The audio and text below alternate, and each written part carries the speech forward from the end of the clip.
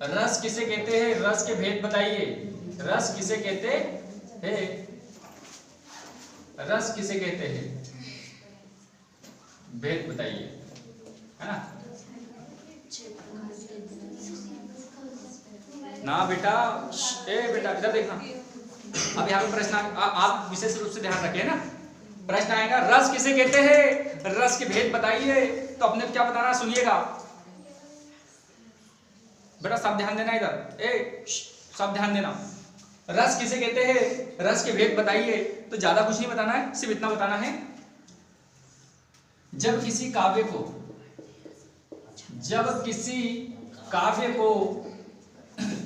पढ़ने या सुनने से, जब किसी काव्य को पढ़ने या सुनने से श्रोता या पाठक, सुनिए बेटा फिर से, जब किसी काव्य को पढ़ने या सुनने से श्रोता या पाठक को जिस आनंद की अनुभूति होती है, आनंद की अनुभूति होती है, आनंद फील होता है, आ रही बात समझ में? आनंद की अनुभूति होती है, उसे रस कहते हैं। और रस मतलब आनंद बेटा। रस का मतलब क्या है? आनंद। रस मतलब आनंद बेटा। क्या है? आनंद। जो आनंद आता है ना हमारा टीवी देख के, नाटक देख के, वो देखो टीवी नाटक में कुछ ही चल रहा है, और वो नाटक में जो चल रहा है वो तो सिर्फ नाटक चल रहा है, इधर टेंशन हमारे को जाता है कल क्या होगा उसके साथ बेचारी की। होता ना ऐसा? होता है ऐसा? कल का एपिसोड देखना है। हाँ सही बोल रहा है कि नहीं? ऐसा होता है कि नहीं? एक मिनट बेटा, आपको ये बात समझ में आई क्या कि काव्य रस किसे कहते हैं? तो जब किसी काव्य को पढ़ने या सुनने से, काव्य मतलब कोई बहुत बड़ी कहानी, स्टोरी, ये काव्य है। आ रही बात समझ में? बड़े बड़े ग्रंथ लिखे, रामायण महाकाव्य, महाभारत महाकाव्य, आ रही बात समझ में? तो ये महाकाव्य है बेटा। अगर हम इनको पढ़ते हैं या इनको देखते हैं तो हमको अच्छा लगता है ना, आनंद की अनुभूति होती है ना। रामायण और महाभारत अगर हम इनको देख रहे हैं, टीवी में देख रहे हैं या पढ़ रहे हैं, सुन रहे हैं, जो भी, तो हमको अच्छा लगता है ना, आनंद आता है ना। वो आनंद ही क्या है? रस है। तो इसीलिए मैंने रस की यहाँ पे ये परिभाषा बताई कि जब किसी काव्य को पढ़ने या सुनने से श्रोता को जिस आनंद की अनुभूति होती है उसे रस कहते हैं। उसे क्या कहते हैं? रस कहते हैं। अब देखो रस कई प्रकार के हैं, रस लगभग 10 प्रकार के। रस के कितने भेद है बेटा? 10। रस के 10 भेद होते हैं, लेकिन पूरे 10 नहीं पढ़ेंगे हम, पूरे 10 नहीं पढ़ेंगे। जो पेपर में आने वाला है क्वेश्चन वही पढ़ेंगे हम, है ना। तो हर कोई 6-7 में तो आ जाएगा क्वेश्चन। हास्य रस, तो सुनिए अब यहाँ पे मान के चलिए आ गया हास्य रस को 100 उदाहरण समझाइए, उदाहरण सही समझाइए, हास्य रस को उदाहरण सही समझाइए, ऐसा क्वेश्चन आ गया। क्या करना है हमारे को बेटा? कुछ नहीं करना है, सुनिए।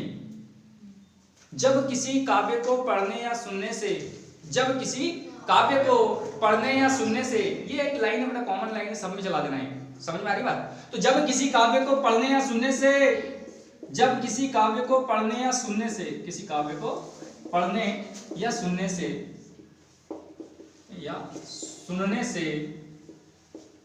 मन में हंसी उत्पन्न हो जाए, ऐसा याद रखिए।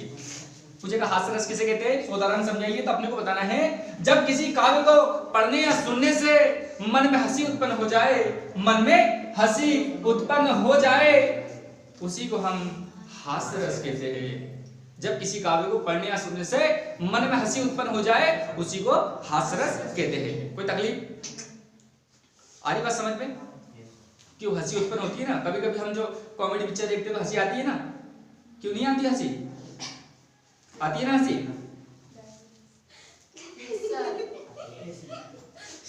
अब्बा डब्बा चब्बा नहीं देखे हो आप? आमदनी अठन्नी खर्चा रुपया, और जिसको हंसी नहीं आती वो पिक्चर देख लेना, आमदनी अठन्नी खर्चा रुपया। समझ गए? आधी बात समझ में बेटा? तो ये होता है हास्य रस। जब किसी काव्य को पढ़ने या सुनने से मन में हंसी उत्पन्न हो जाए, उसे हास्य रस कहते हैं। आई बात समझ में? उसको क्या कहते हैं? हास्य रस। अब ऐसे बहुत सारे हास्य रस के कई एग्जांपल हो सकते हैं आपके सामने, जैसे कि कपिल शर्मा शो चल रहा है। कपिल शर्मा शो देखिए आप, कपिल शर्मा एक काव्य चला रहे एक प्रकार का, मान लीजिए, तो देख के हंसी आती है, बहुत भयंकर हंसी आती है। वो क्या क्या करता है भैया, है हंसी आती है। और बहुत सारी पिक्चर है ऐसी हंसी मजाक की पिक्चर है, हेरा फेरी देख लो आप, क्यों हंसी आती है कि नहीं? हेरा फेरी देखे आप? देखे कि नहीं देखे? देखे हो ना हेरा फेरी? बोलो देखे कि नहीं आप? सुनील शेट्टी खांसता है तो बाबू भैया क्या बोलता? जा जाके मेरी बाटली से घूंट मार ले। सुनील शेट्टी बोलता बाबू भैया दारू पीने से खांसी चल जाएगा क्या? तो बोलता अरे भैया दारू में मेरे बाप का पूरा प्रॉपर्टी चले गया, मेरे बाप का पूरा गैराज चले गया, तेरा खांसी कैसे जाएगा? तो खांसी भी चल जाएगा। तो ऐसी बात है। तो ये हंसी आई कि नहीं हमको? इस बात को सुनकर के हंसी आई ना? तो यही क्या है बेटा? हास्य रस। कोई तकलीफ? Very good. अब इसका उदाहरण सुनिए आप। हास्य रस का उदाहरण सुनना। बंदर ने कहा बंदरिया से, बंदर ने कहा बंदरिया से चलो नहाए गंगा। ये सुन के आप लिख लेना ना। बंदर ने कहा बंदरिया से चलो नहाए गंगा, बंदर ने कहा बंदरिया से चलो नहाए गंगा, चलो नहाए गंगा, नहाए गंगा, घर में छोड़ो बच्चों को और होने दो दंगा, बच्चों को और होने दो दंगा, और होने दो दंगा। सुनिए फिर से कि बंदर ने कहा बंदरिया से चलो नहाए गंगा, घर में छोड़ो बच्चों को और होने दो दंगा। ये उदाहरण है। किसका उदाहरण है? हास्य रस का। आई के बात समझ में? तो हास्य रस का उदाहरण आप याद रखना बेटा कि जैसे हास्य रस आए आपको बता देना है। जब किसी काव्य को पढ़ने या सुनने से मन में हंसी उत्पन्न हो जाए उसे हास्य रस कहते हैं। उदाहरण है कि बंदर ने कहा बंदरिया से चलो नहाए गंगा, घर में छोड़ो बच्चों को और होने दो दंगा। आगे समझ में? तो ये हास्य रस समझ गए?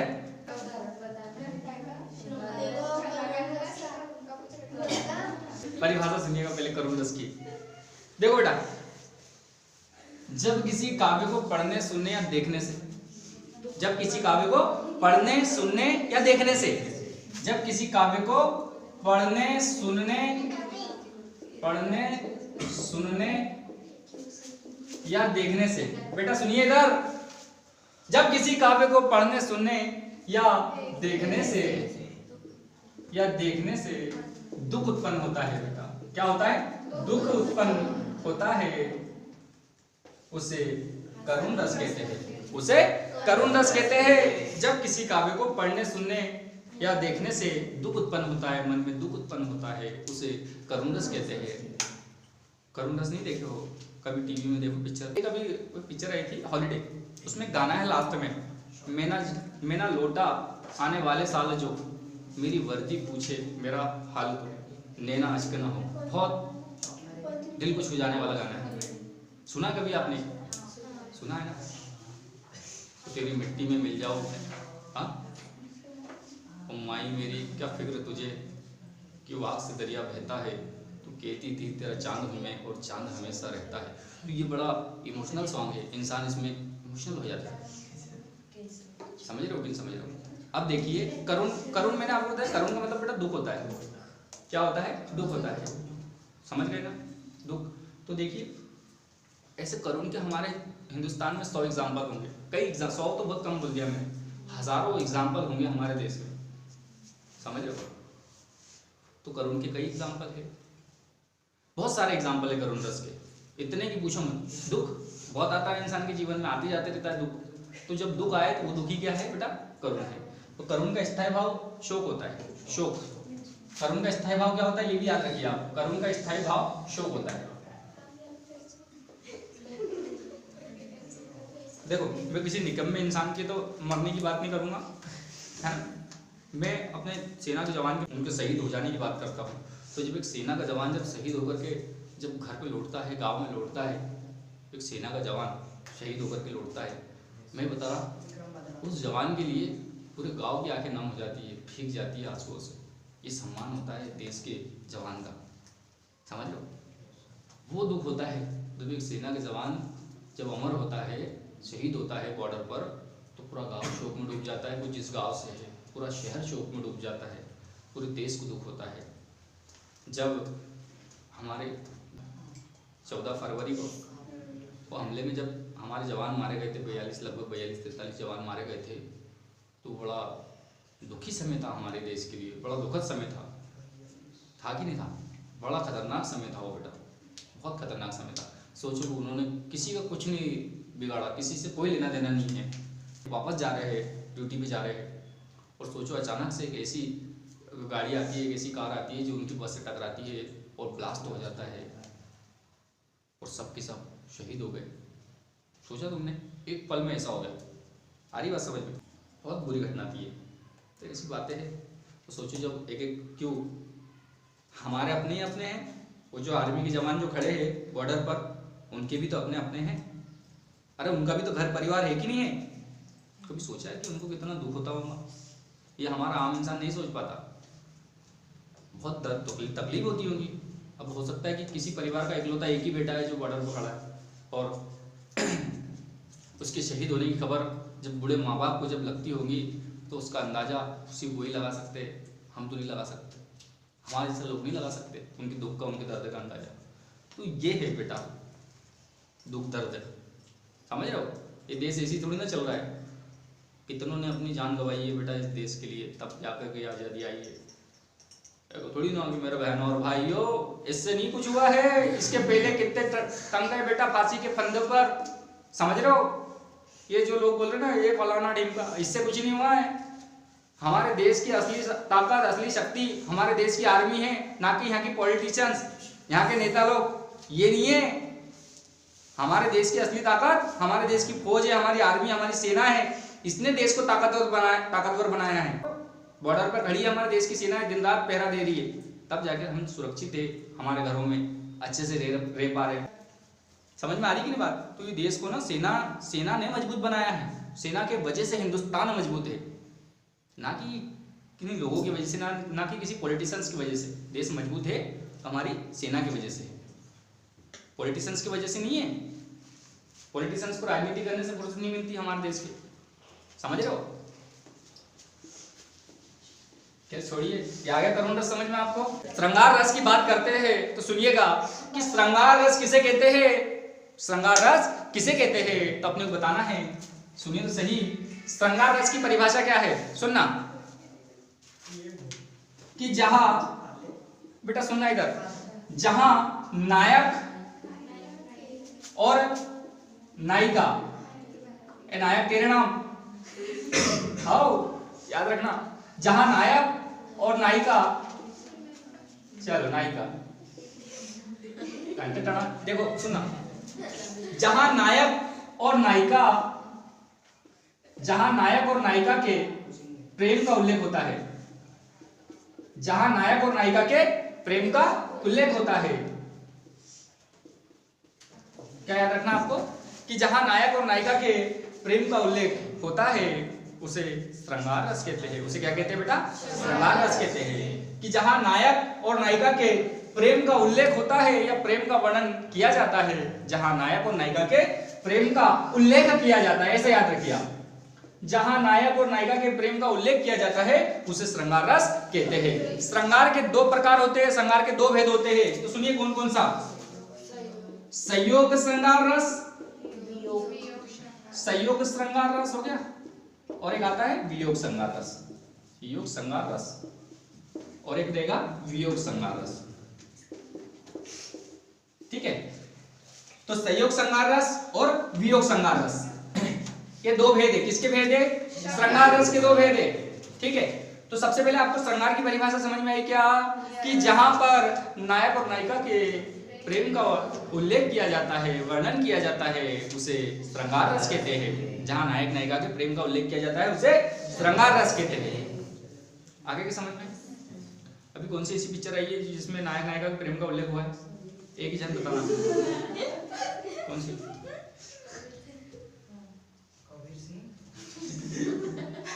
अरे उसमें प्रेम का उल्लेख नहीं है, कबीर सिंह में प्रेम का उल्लेख नहीं है। कबीर सिंह नायक की अय्याशी का उल्लेख है उसमें, कितना तूफान है वो, समझ रहे हो? उसके चारों तरफ पूरी दारू की बाटली है और बीच में पड़ा हुआ है, तो कितना खतरनाक बताया उसको। उसमें कहा प्रेम का उल्लेख है ढंग से। श्रृंगार की बात चल रही है बेटा, पवित्र प्रेम की बात चल रही है, तो देखो प्रेम का उल्लेख देखो कहा हुआ है। जहाँ तक के यहाँ पे जितने बच्चे बैठे सबने विवाह पिक्चर जरूर देखी होगी, तो विवाह पिक्चर में ना नायक और नायिका के प्रेम का उल्लेख हुआ है कि नहीं हुआ है? नायिका जल जा रही है, फिर भी देखो कि मुझे हक है, अस्पताल में जाके मांग भर रहा है। आ रही बात समझ में? क्यों अस्पताल में जाके मांग भरता है ना हीरोनी की, तो ये उसमें दिखाया गया है श्रृंगार।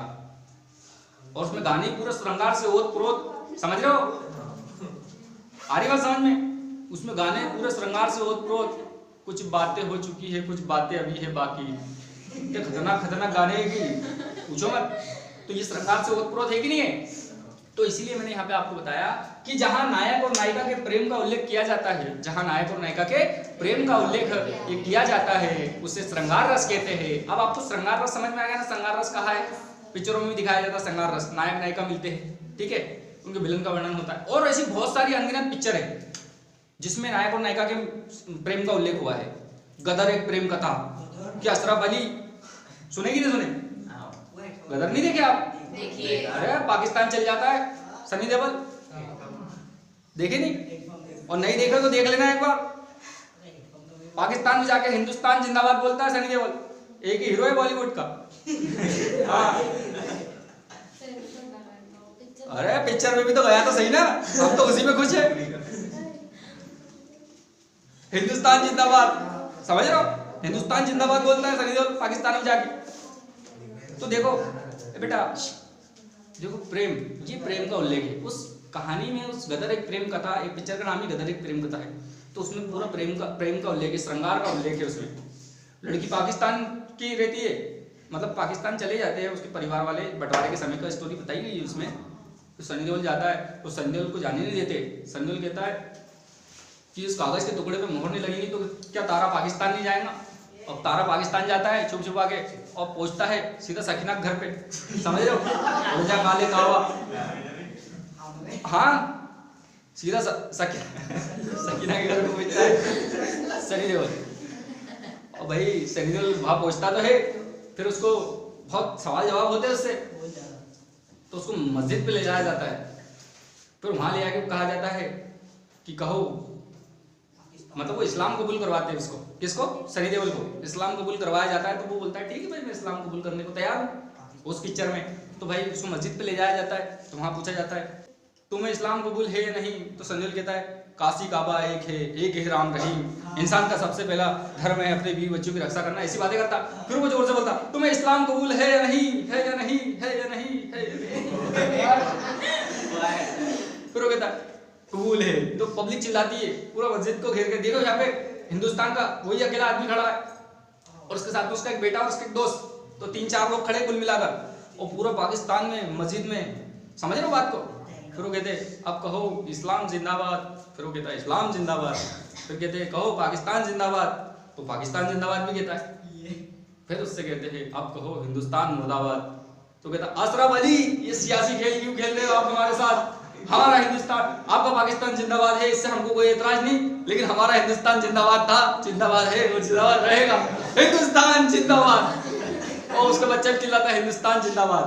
तो अमरीश पुरी बोलता, अमरीश पुरी क्या कहता है सुनिए, अमरीश पुरी कहता है कि जब तक कि तू हिंदुस्तान मुर्दाबाद नहीं कहेगा तब तक हमारे लोगों को यकीन कैसे होगा कि तू एक सच्चा मुसलमान है। तो सनी देओल कहता है कि पाकिस्तान से ज्यादा मुसलमान हमारे हिंदुस्तान में रहते हैं और उनके होठों और दिल की जुबान हमें से यही बात कहती है हिंदुस्तान जिंदाबाद, तो क्या वो सच्चे मुसलमान नहीं है? और इतना खतरनाक, समझ रहे हो? तो ये सनी देओल की पिक्चर है बेटा, कोई मजाक बात नहीं है। पाकिस्तान जाके आए हैं, पाकिस्तान रिटर्न है सनी देओल।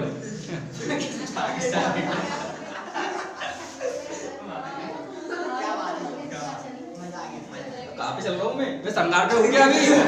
मैं खुल जा रहा कभी। चलो वापस आ जाओ। तो ये सनी देओल बहुत खतरनाक है, उसको पानी मांगो तो हेडपंप उखाड़ के दे देता है। समझ गए? और हेडपंप उखाड़ता ना उसने पाकिस्तान में, पाकिस्तान में हेडपंप उखाड़ के मारता है पूरी पब्लिक को। अरे बहुत खतरनाक पिक्चर थी भाई। खैर छोड़िए, हम मुद्दे की बात पे आते हैं। तो श्रृंगार की बात आपको समझ में आ जानी चाहिए कि जहां नायक और नायिका के प्रेम का उल्लेख होता है उसे श्रृंगार कहते हैं, उसे श्रृंगार रस कहते हैं। श्रृंगार के 2 पक्ष होते हैं, श्रृंगार के 2 भेद होते हैं। कौन कौन से? संयोग श्रृंगार और वियोग श्रृंगार। तो संयोग श्रृंगार की परिभाषा सुनिए बेटा, ए बेटा मेरा अड्डा सुनना। श्रृंगार की परिभाषा सुनिए, संयोग श्रृंगार की, जहां नायक और नायिका के, बहुत ध्यान से देखना है इधर, एक ही सूत्र में पूरा गुणसूत्र समझा दूंगा, समझना है। जहां नायक और नायिका के मिलन का वर्णन होता है बेटा सुनिएगा, जहां नायक और नायिका के मिलन का वर्णन होता है, किसका बेटा? मिलन का। जहां नायक और नायिका के मिलन का वर्णन होता है, मिलन का उल्लेख होता है, उसे संयोग श्रृंगार रस कहते हैं। आई क्या बात समझ में? जहां नायक और नायिका प्लस हो रहे, समझ में आ रही है? जहां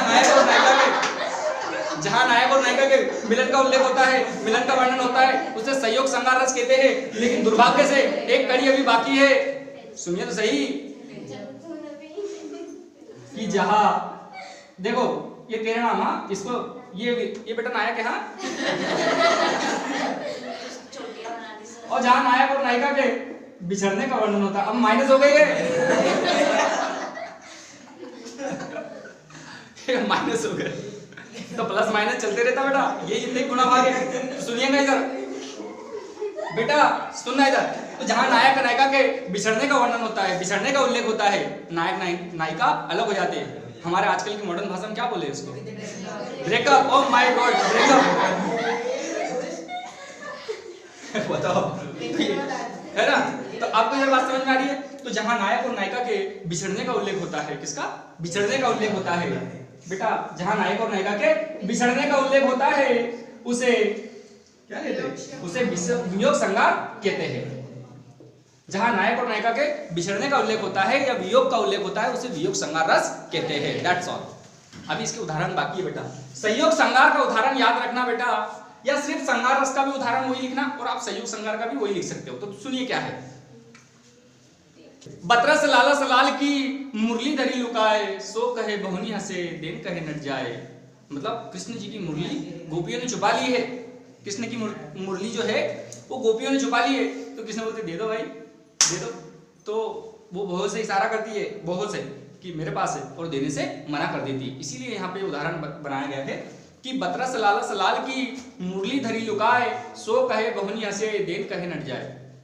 इसी उदाहरण को आप श्रृंगार रस का उदाहरण भी बना सकते हो, और इसी उदाहरण को आप संयोग श्रृंगार रस का उदाहरण भी बना सकते हो। कोई तकलीफ नहीं? ओके। अब सुनिए वियोग श्रृंगार का उदाहरण सुनना बेटा। अब सुनिएगा वियोग श्रृंगार रस का उदाहरण। तो देखो यहाँ पे याद रखना, हे खग मग हे मधुकर श्रेणी, हे खग मग हे मधुकर श्रेणी, हे खग मग मृग, ऐसा होगा, हे खग मृग हे मधुकर श्रेणी, मधुकर श्रेणी, तुम देखी सीता मृगनयनी, तुम देखी सीता मृगनयनी। हे खग मग हे मधुकर श्रेणी, तुम देखी सीता मृगनयनी। मतलब भगवान श्री राम इन सबसे पूछ रहे हैं, खग मग हे मधुकर श्रेणी, इन सबसे पूछ रहे हैं, मतलब जो जानवर है, पशु है, इन सबसे पूछ रहे हैं, पेड़ पत्ती, पेड़ों से, लताओं से, इन सबसे पूछ रहे हैं वो कि हे खग मग हे मधुकर श्रेणी, तुम देखी सीता मृगनयनी। क्योंकि देखो, जब मैं आपको बताया था पहले भी, अभी बता रहा हूँ कि माता का अपहरण हो जाता है, सीता माता का रावण अपहरण करके ले आता है। तो अपहरण करके ले आता है, तो जब भगवान श्री राम कुटिया पे जब वापस आते हैं, तो देखते हैं कि माता जानकी तो कुटिया पे कहीं है ही नहीं। तो वो विलाप करने लगते हैं, वो रोने लगते हैं, चिल्लाने लगते हैं, है ना, माता जानकी पुकारने लगते हैं। तब वो ये कहते हैं, पुकारते हुए जब ये कहते हैं, हे खग मग हे मधुकर श्रेणी, तुम देखी सीता मृगनयनी। तब उन्होंने कहा था, क्योंकि माता जानकी का भगवान श्री राम से वियोग हो गया था रावण की वजह से, ये तो बात सबको पता है ना। तब उन्होंने कहा था, हे खग मग हे मधुकर श्रेणी, तुम देखी सीता मृगनयनी। आई बेटा बात समझ में? तो ये है वियोग श्रृंगार। तो एक और है बाकी रह गया, अच्छा है। वीर रस। वीर रस किसे कहते हैं? उदाहरण सही समझाइए, सुनिएगा, सुनिए तो सही। वीर रस किसे कहते हैं? उदाहरण सही समझाइए। तो अपने क्या बताना है, जब किसी काव्य को पढ़ने सुनने से ना देखूंगा, तब जब किसी काव्य को पढ़ने सुनने से मन में उत्साह उत्पन्न हो जाए, मन में उत्साह उत्पन्न हो जाए, उत्साह उत्पन्न हो जाए, उसे वीर रस कहते हैं। कोई तकलीफ? आजकल के बच्चों को बड़ा उत्साह उत्पन्न होता है, कुछ समय के लिए होता है पर ज़्यादा समय के लिए नहीं होता है। और जो उत्साह के अकॉर्डिंग चलते हैं, मोटिवेशन के अकॉर्डिंग चलते हैं, मेरा ऐसा मानना है वो सफल होने में उनके चांसेस कम है, क्योंकि उनका मोटिवेशन कम हो गया तो वो काम करना कम कर देंगे। समझ रहे हो कि नहीं?